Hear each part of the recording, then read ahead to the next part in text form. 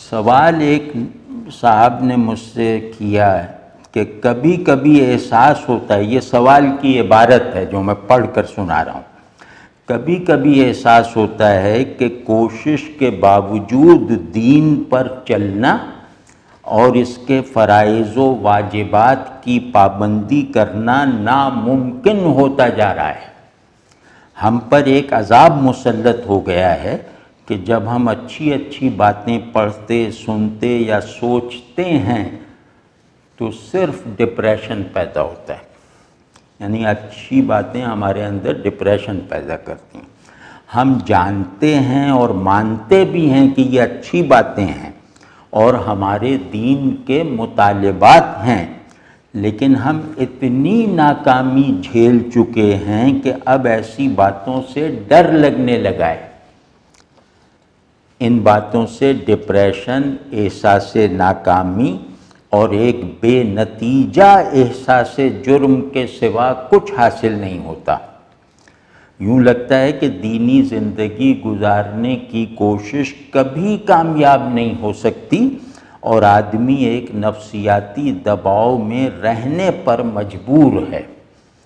یہ کیفیت کبھی اتنی شدت پکڑ لیتی ہے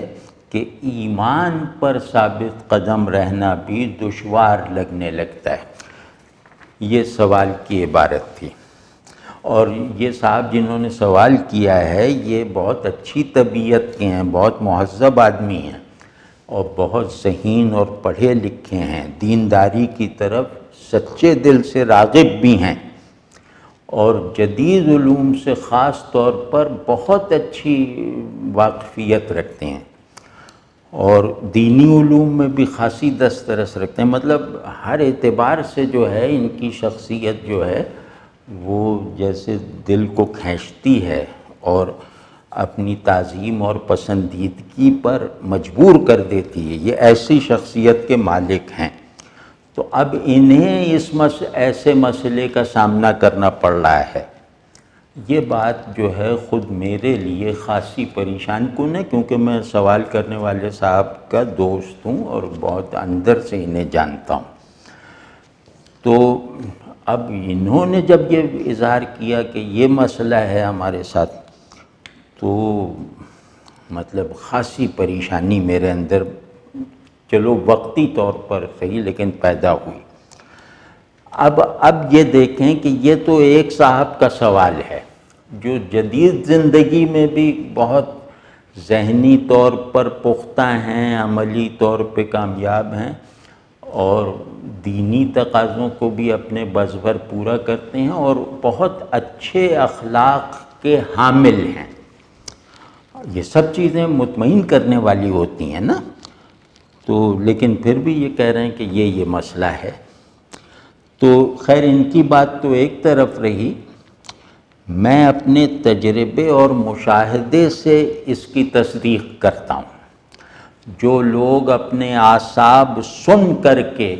اور آنکھیں بند کر کے زندگی گزارتے ہیں انہیں پتہ ہی نہیں چلتا کہ ان کے اندر کیا کمی اور کیا نقائص رہ گئے ہیں۔ بیماری، اب ظاہر ہے بیماری کا پتہ نہ ہو تو علاج کی خواہش یا کوشش کیسے ہوگی؟ تو اس طرح کے غائب دماغ اور کند احساس لوگ ایک عجیب سے اندازے لا تعلقی کے ساتھ نمازیں بھی پڑھتے رہتے ہیں اور روزے بھی رکھتے رہتے ہیں، لیکن ان کے اندر یہ سوال کہیں سر نہیں اٹھاتا کہ ہم جو نمازیں پڑھ رہے ہیں اس میں گہرائی اور سچائی بھی ہے، جو روزے رکھ رہے ہیں ان میں صداقت اور عزیمت کا بھی کوئی پہلو ہے۔ لیکن اگر کوئی شخص دین کو اپنے لیے حقیقی مسئلہ بنا کر اس کے احکام اور اس کی مرادوں پر چلنے کی کوشش کرتا ہے تو اسے پتہ چل جاتا ہے کہ دین کے بعض بالکل سامنے کے مطالبات بھی مجھ سے پورے نہیں ہو پا رہے، کوشش کے باوجود، خواہش کے باوجود۔ یعنی کم از کم اس طرف سے وہ بے خبر نہیں رہتا، وہ ہے تکلیف میں، وہ ہے قابل اصلاح حالت میں، لیکن وہ بے خبر نہیں ہے، کم از کم اس طرف سے بے خبر نہیں ہے کہ اسے کہاں کہاں اصلاح کی ضرورت ہے اس ضرورت کو بھی وہ سمجھ رہا ہے اور اس ضرورت کو پورا کرنے میں کوشش بھی کر رہا ہے اور خواہش بھی رکھتا ہے۔ تو اس آدمی نے گویا بیداری کے ساتھ دین کو مانا اور اس پر عمل کیا،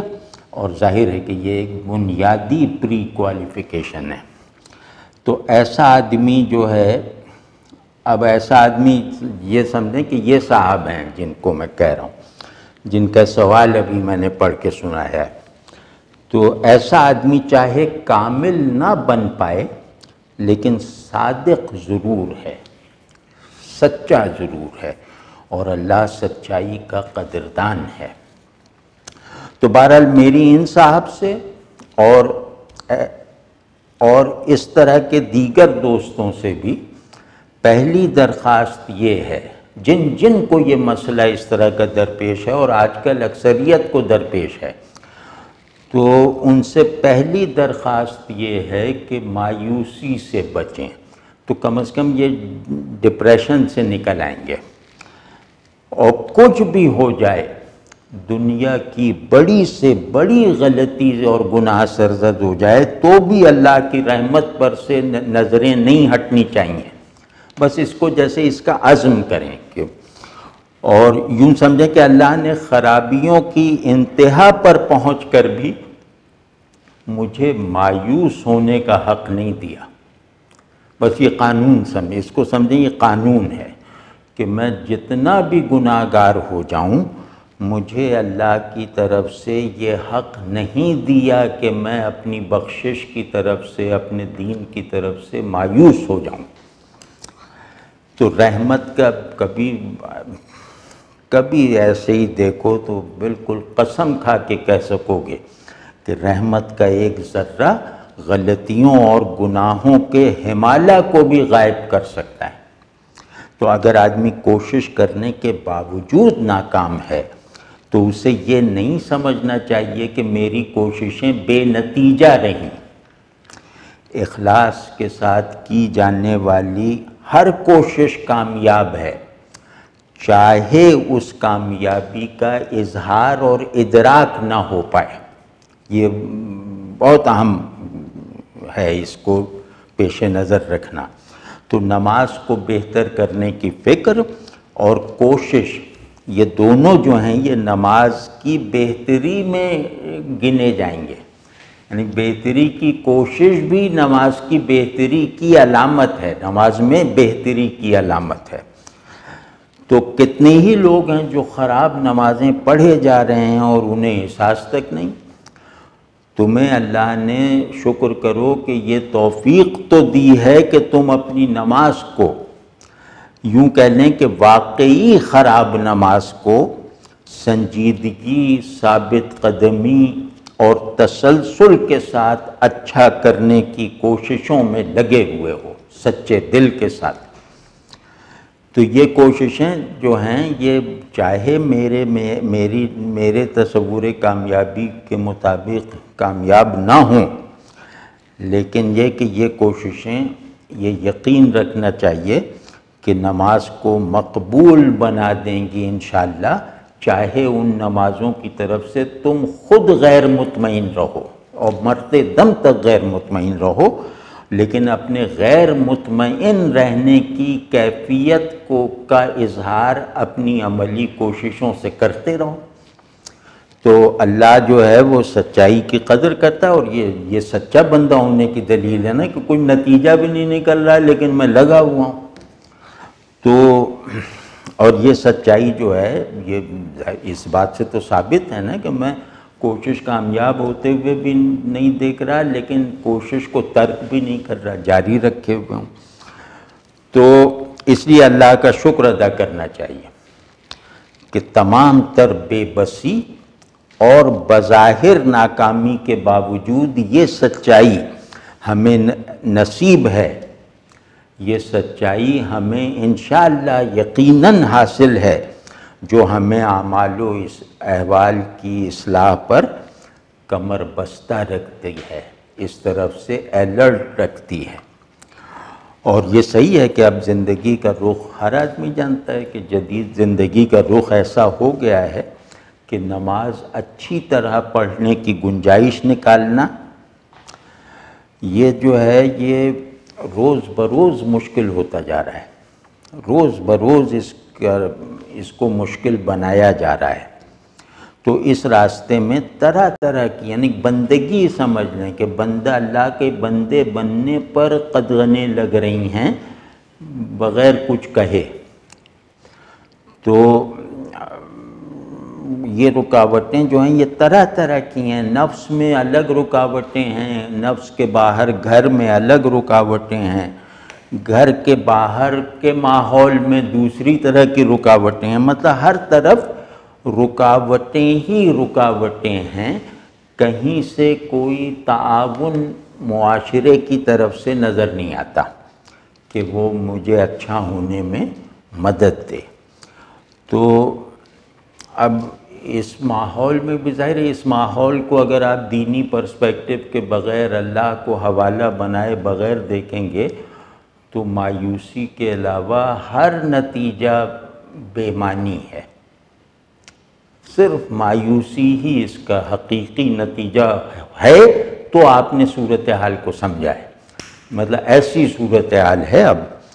تو اب وہ آدمی کتنا مبارک ہے جو مجبور تو ہے ان رکاوٹوں کو پھلانگ نہیں پا رہا، لیکن وہ ان رکاوٹوں پر راضی نہیں ہے، ان کو گرانے کی طاقت نہیں رکھتا، لیکن وہ ان پہ راضی نہیں ہے، وہ روتا رہتا ہے، کوڑتا رہتا ہے کہ یہ رکاوٹیں مجھے میری مرضی کے معیار زندگی پر رہنے کو دشوار بنا رہی ہیں یا ناممکن بنائے دے رہی ہیں۔ تو ایسے آدمی کو جس کا بھی ذکر کیا، اس کو تو خاص طور پہ بہت پر امید رہنا چاہیے، کیونکہ عذر اگر مسلط ہو جائے، مطلب یہ آدمی وہ ہے کہ اس پر ایک عذر اپنا تسلط قائم کر چکا ہے،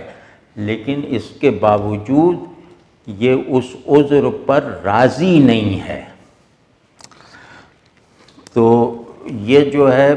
میرے خیال میں یہ ان کا سوال بہت سے لوگوں کے تصورات کو درست کرنے کا سبب بن سکتا ہے، اور بس آپ یہ سمجھیں کہ مایوسی نہیں،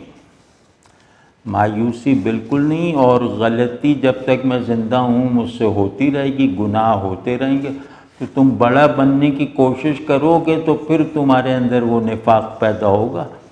لیکن جو آدمی چھوٹا رہنے پر نہ صرف یہ کہ راضی ہے بلکہ چھوٹا رہنے کے لیے اہتمام بھی کرتا ہو، تو وہ ان سب رکاوٹوں کو بھی اپنے لیے، اپنی خرابیوں کو بھی اپنے لیے مفید بنا لے گا۔ تو بس اللہ ہم سب کو عافیت اور ہدایت کے ساتھ رکھے، آمین۔